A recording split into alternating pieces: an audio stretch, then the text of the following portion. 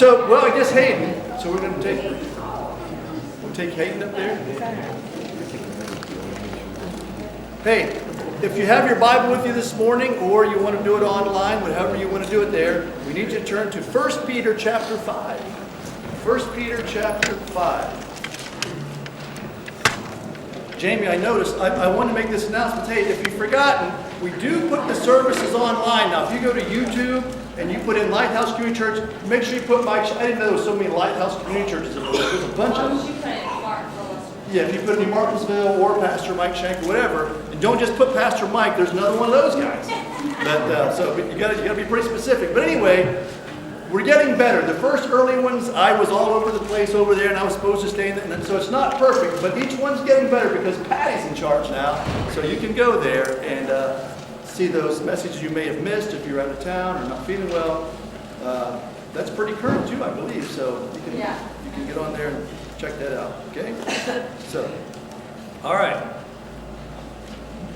Today's message, part 2, we deliver. Last week we talked about the runner and how God loves his children to be excited and running to be the messenger, the carrier of the good news. And today I want to talk about that good news and what that will help us know the significance of our journey, know the significance of what the responsibility as Christians we have so that we can fulfill our mission to deliver. All right? I want to start today's message with a story I read recently from the Bible, and it's found in the Gospel of John. I told you to turn to now listen, well, I told you to turn to 1 Peter, right? Put your finger there. We're coming there later. That's going to be the main text, but I'm reading it later, so I apologize. I got ahead of myself. I really want to start in the Gospel of John. So put a piece of paper there, your finger there, because we're going back there soon. But I want to start with this story in John first. In John chapter 5, verse 1. I apologize for misleading you there. Okay. I'll give you time to get there. All right, John chapter 5, verse 1. Sometime later, Jesus went up to Jerusalem for a feast of the Jews. Now there is in Jerusalem near the sheep gate a pool, which in Aramaic is called Bethesda, and which is surrounded by 5 covered colonnades. Now listen, here we go. Here a great number of disabled people used to lie: the blind, the lame, the paralyzed. One who was there had been an invalid for 38 years.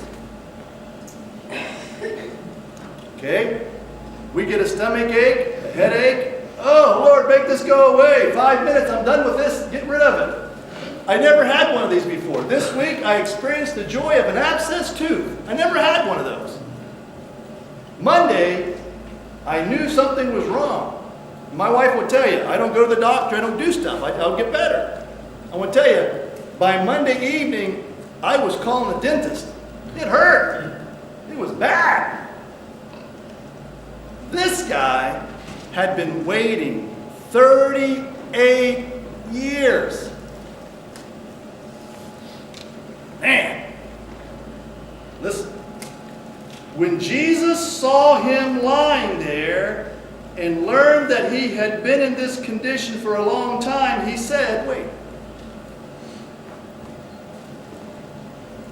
Do you know why Jesus saw him? It said lots of people were there. But Jesus noticed this one. He was looking, wasn't he? He was on the lookout for one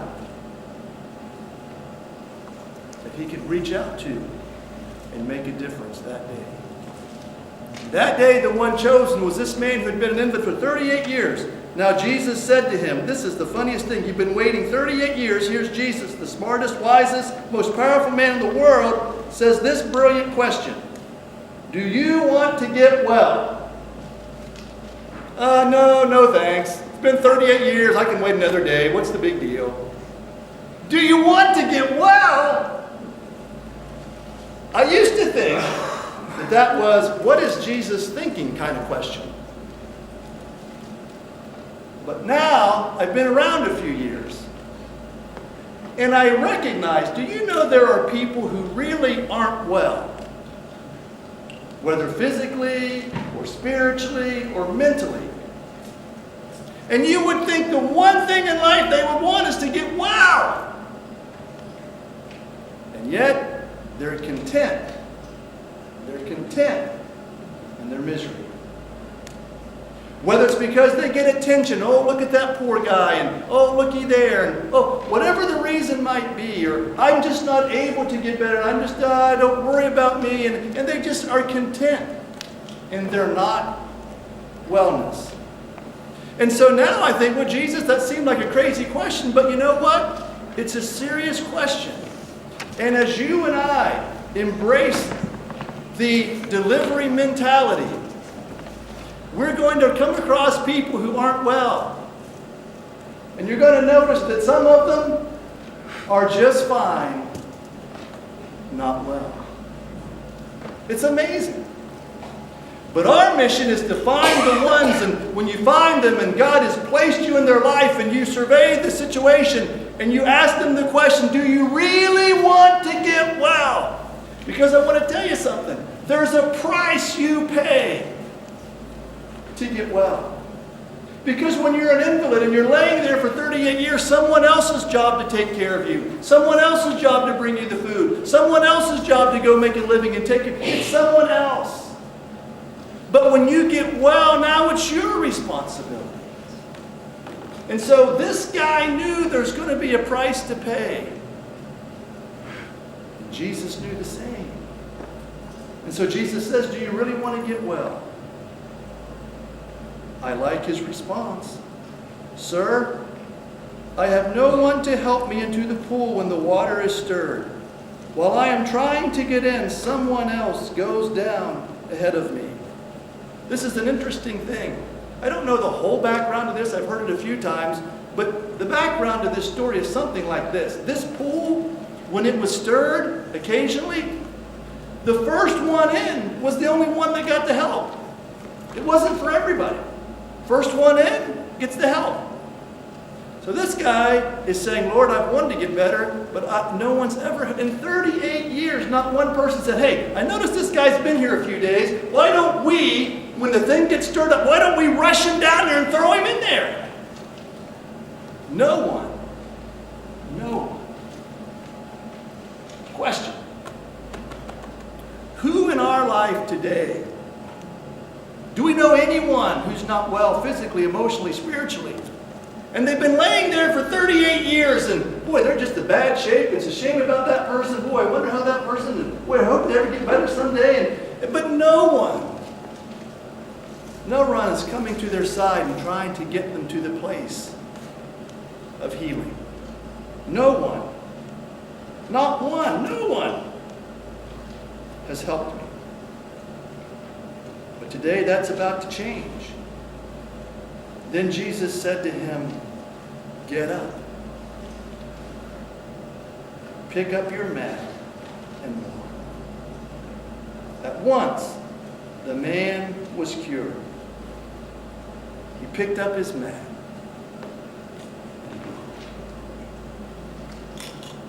38 years. An invalid. Been waiting. Finally, someone shows up with the answer. Get up. Remember that story for a few minutes.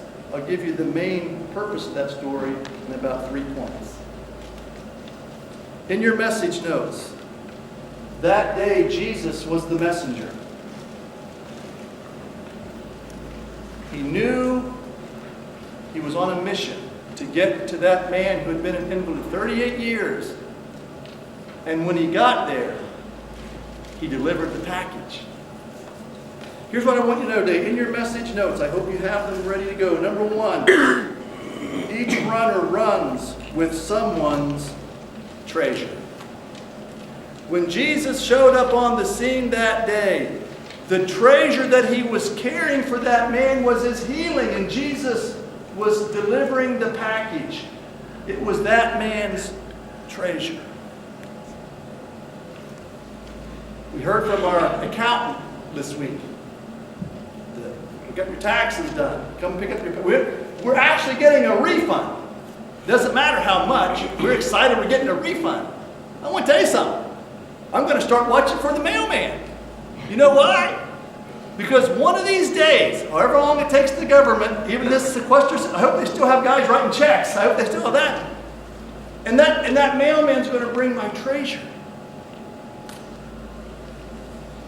That day, Jesus was bringing that invalid's treasure. Here comes your healing.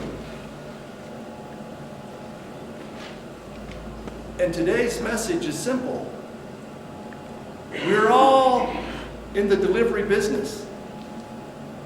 And we all have something of value that someone we know needs. And we have the privilege and responsibility of getting it to them. In this man's case, the treasure was his healing. Number 2, the treasure is the package you carry. Listen, you should all be excited because every one of you have a package. God has done something for every one of us. And that something turns into a package that we know can help someone else. And we all have that package.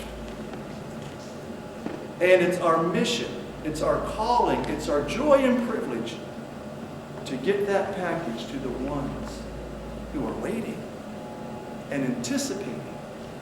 It's the thing that will change their life forever, the healing, the salvation, whatever it might be. It's the message that could change their life forever. So number 1, each runner runs with someone's treasure. Number 2, the treasure is the package. Number 3, the package is the message that God wants to deliver. Ready? Through you. Ah. Hey, let that sink in for a second. Don't resist it. Don't put your hands up and say, oh no, not me, never, ever, ever, not me. I'm not that type of person. Yes, you are. Because don't forget who it is that has shaped you and fashioned you. Don't forget who it is that created you with unique personality and unique gifts and unique experiences that you've been through, and you've wondered about those experiences. And why have I had to go through these things? I want to tell you something. You've been through those things because they were preparing you, and they were preparing the package, and they were preparing the message that only you could deliver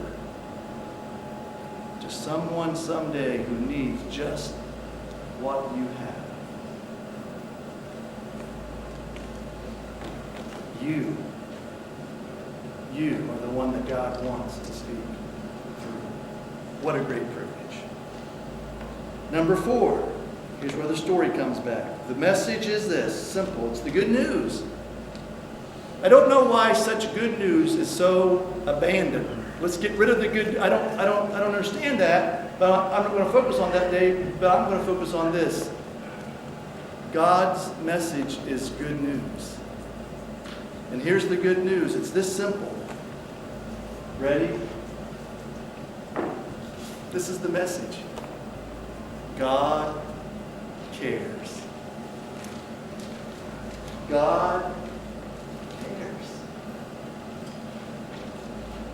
We don't have to have a seminary degree to declare that God cares. We don't have to know the whole Bible front to back and all the maps. We don't have to know all that to communicate. God cares. The story I read this morning, the man laying there 38 years, all he needed to know that morning was what? God cares. Jesus, the most busy man in the world, on his way to Jerusalem, had purpose, had a reason to get there. Maybe there was thousands of people waiting. Maybe there were hundreds, who knows? But there was a crowd waiting for him to come and tell a story or tell them the truth about the Bible. And God says, you stop here. And this man needs what you have. And that whole experience simply was screaming out. You've been waiting 38 years, and today I want you to know God cares. He cares enough to stop. He cares enough to notice. And He cares enough to share with you what you need. That's the message. And that's all the people around us need to know. God cares. They need to know that God cares way before they know that God judges. They need to know that God cares way before they know that they're a sinner. They need to know that God cares first and foremost. And out of that care comes the conviction. Out of that care comes the healing. They must know God cares first. Now, you ready for me? Flip back to 1 Peter chapter 5. 1 Peter chapter 5.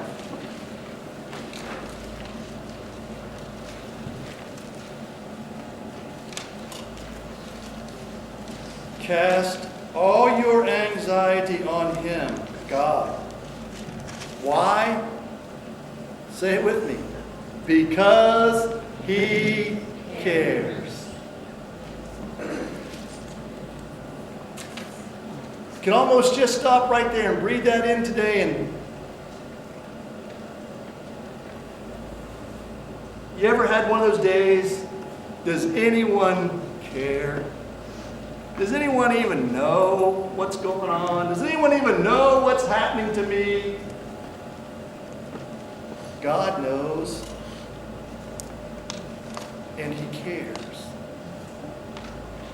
And God is looking for people who will be faithful. And He can say, hey, Charles, so-and-so in your life needs to know today that I care. And I'm choosing you today, Charles, to be the messenger. Can you just go to that person, let them know I care? It's a handshake. It's a hug. It's a, here's $5, let me buy your lunch. It was so awesome. I was so excited. Saturday morning, it was time to feed the softball team before their big tournament. I went to Walmart early in the morning, and while I was shopping for Walmart, 3 soldiers were doing some shopping. And I wrapped up my shopping, and I saw them in the parking lot, and I said, oh, ladies and gentlemen, can I just tell you how much we appreciate what you do for us? And they said, hey, thanks for caring. Thanks for the encouragement. Thanks for the support. Oh, didn't take much. Didn't take much at all. And my point today is this. God cares for everyone. He's looking for messengers to deliver the good news. God cares. Number 5.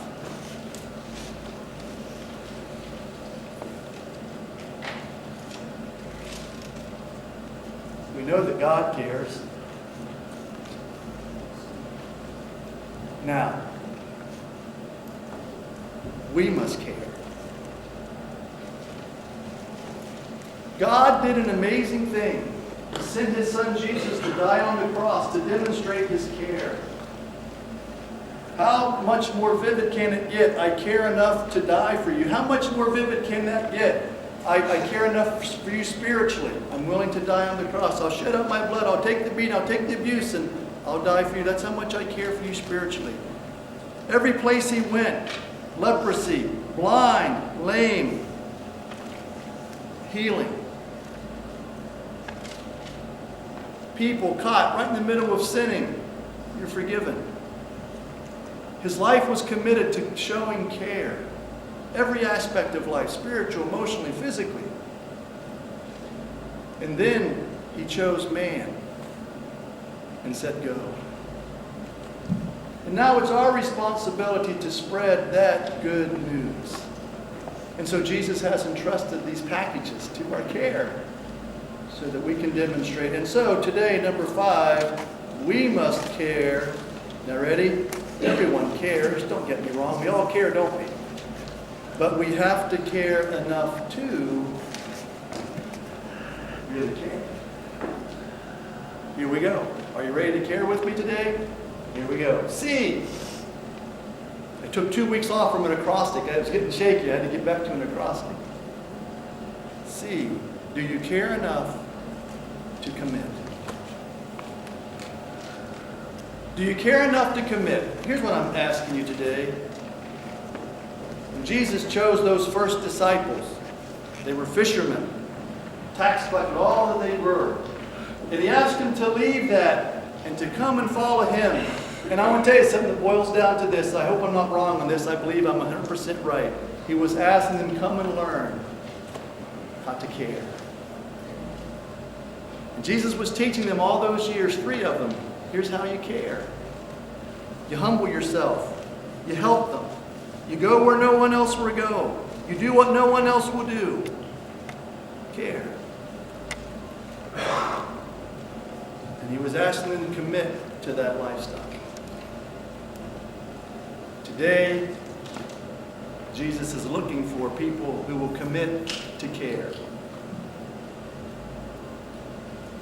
Yesterday was a great day. I was shopping for Anna's birthday, and she was buying dresses and blouses, and I was working on my message. I was taking a nap. I was sitting watching people, and through that whole time, I was thinking about the message, how God cares, and I just couldn't help but, again, begin to review all the ways that you, not me, you, have demonstrated commitment to care.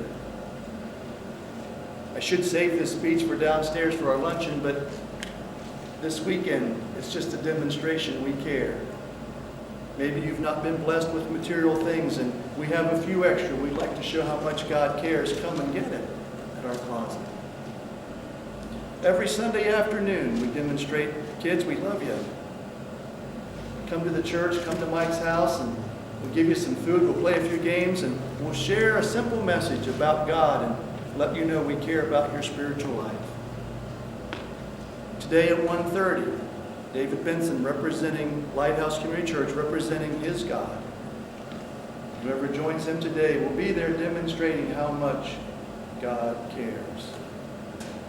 Cheryl, you and your team, next Sunday after church, the reason you do Girls of Grace is to let the girls know how much God cares. You get together and you watch a video and you learn something about God and you care for each other, you pray for each other, you inspire each other because you care.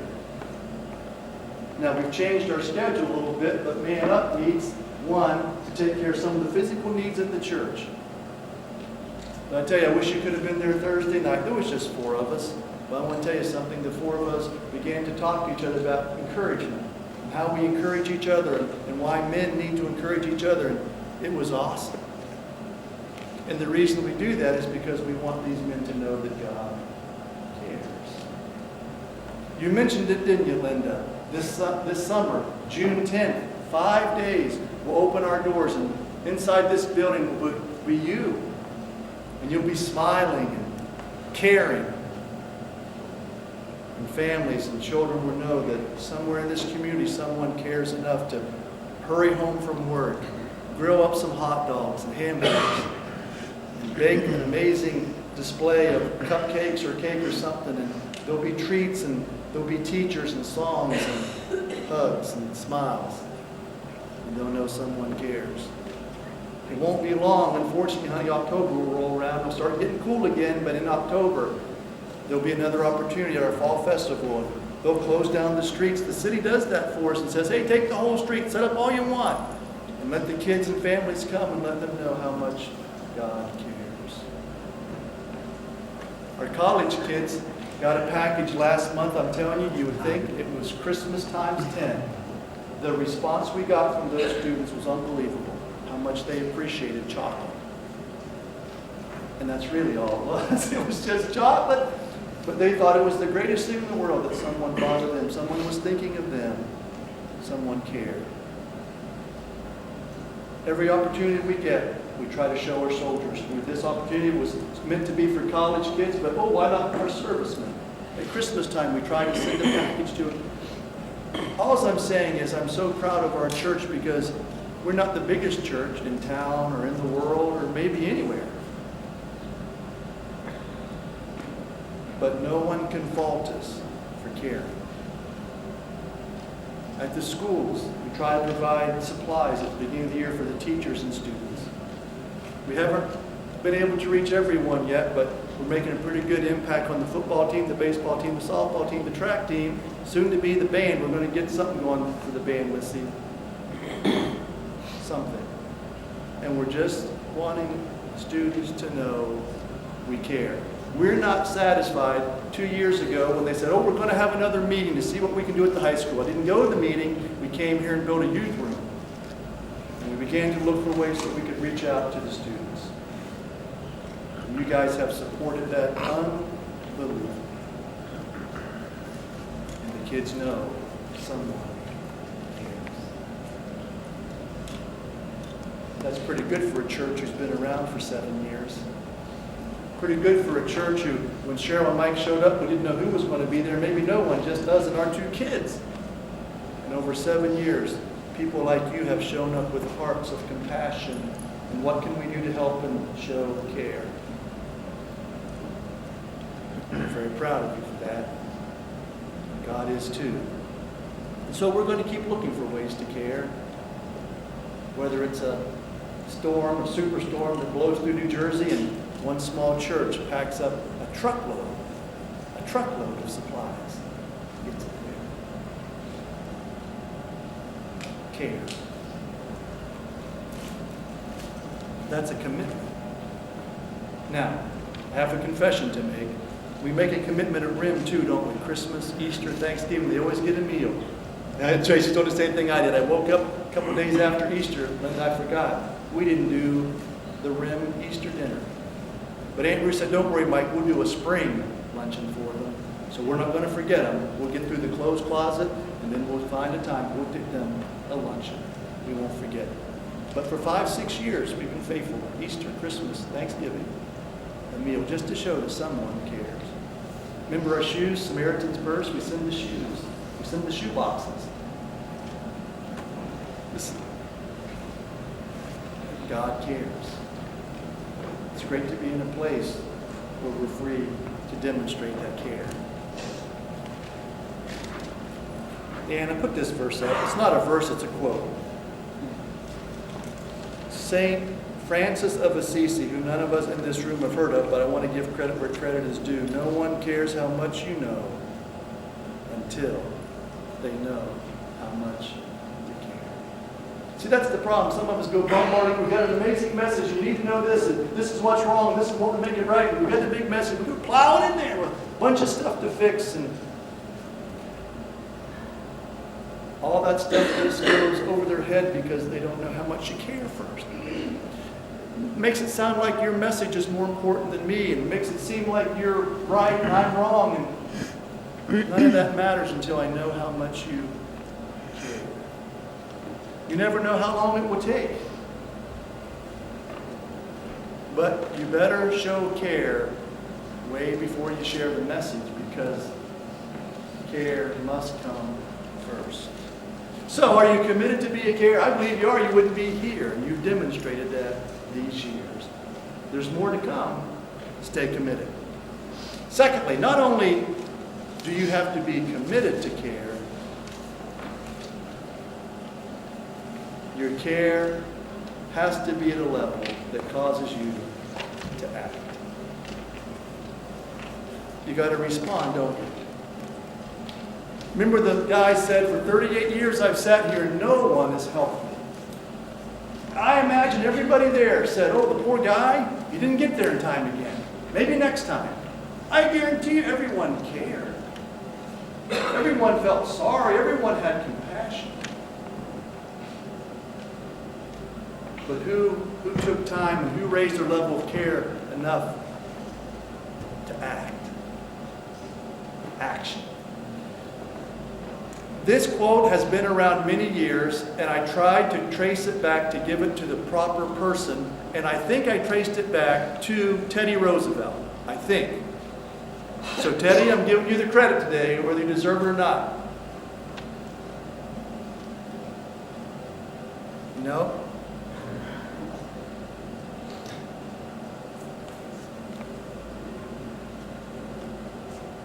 That's not Teddy Roosevelt. He's the next quote. I apologize. This is St. Francis of Assisi. Share the message everywhere you go. Use words when necessary. What's he saying? Put the actions out there. Let the actions do the speaking. Isn't it amazing? Hey, churches have a reputation. We're all lumped together. Talk. We saw it yesterday. Went to Parkersburg shopping out on the street. People, big, giant shirts on. Jesus saves. Out on the street corner. And good for them. Let them know that God saves. Good for you. But I want to tell you something. About 3 people noticed that.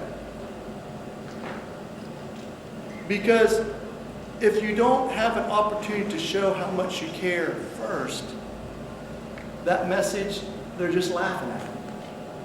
Doesn't make sense. But care speaks volumes. So listen to me. If you want your life to make a difference, hey, let your actions do the talking. Let what you do, let what you show do the talking. And you do that enough, and people will begin to ask you, what's your message? Yesterday, after the breakfast we provided, Stephanie, an amazing chef and a great person of care, they took the leftovers up to the volunteers. Some of the moms were there in the booth, and they're like, Pastor Mike, you guys do so much for our girls. Someone notices. You never know how long it would take, but if you put those actions out there long enough, someone's going to notice. So sometimes we need to be a little bit more cautious with what we say. Let's make sure we've had plenty of action first. Share the message everywhere you go. Love, care. Speak only when you need to. Does that make sense? I hope it does. So let's get this right. That was St. Francis of Assisi, not Teddy, of course. Okay? Now let's go to the next one. You have to care enough to reach. You ready for this? It's so easy to sit at the dinner table, isn't it? Hey, pass me the mashed potatoes. Just pass them. I'm right here, pass them. I'll tell you something. Today you're going to be reaching for that soup. Give me some more of that. We're all comfortable here. But when it requires reaching, stretch out there. There's others out there beyond the first row, and we've got to get to them. Put this verse up. Here's the goal. This was the final verse in a series of verses that God showed me in 2005 that sealed the deal. I'm moving. Taking my family from West Palm Beach, Florida, I'm moving back to New Martinsville because of this verse. God had begun to show us about moving back and about why we would be here and what we got here. We were talking about a church and what we could do, and I'm telling you, one day He gave me this verse, and I knew it was for us, whoever us would be.